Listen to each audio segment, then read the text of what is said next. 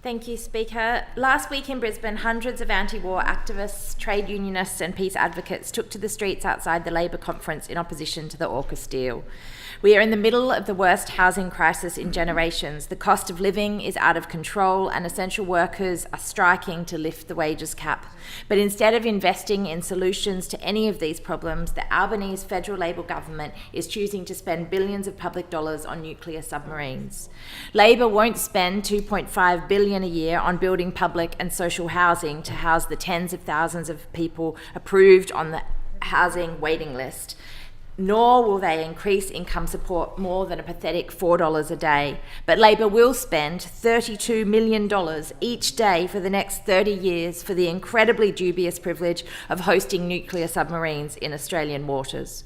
There is no doubt that tensions in the Pacific region are on the rise, but it is beyond belief that rather than using our privileged and powerful position within the region to de-escalate tensions and call for peace and stability, the federal Labor government is instead choosing to sabre-rattle against China and participate in a dangerous arms race against our largest trading partner.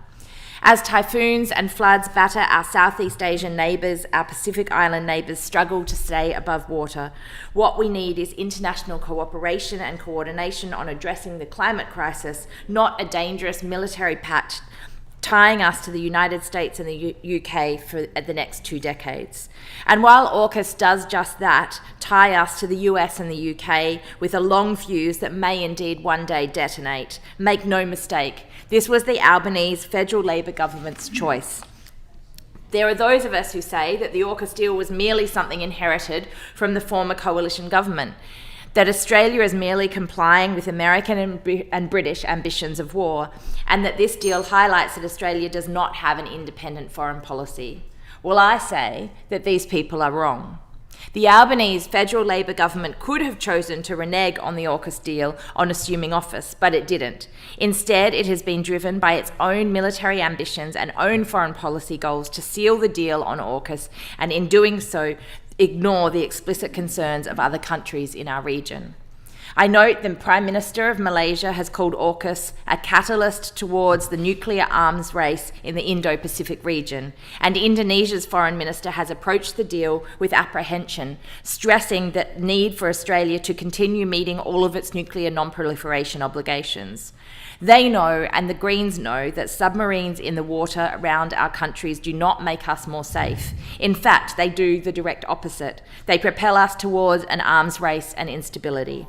I want to acknowledge that the movement in opposition to AUKUS is building. Our communities are getting angry and they are getting organised. I want to recognise a few of the civil society organisations and trade unions that are coming together to build a coalition for peace. Wollongong Against War and Nukes, the Sydney Anti-AUKUS Coalition, the ETU, the CFMEU, the AMWU, the NTEU, and my own union, the ASU, as well as diaspora communities from countries within the Pacific that would absolutely be in the firing line if military activity were to escalate in our region.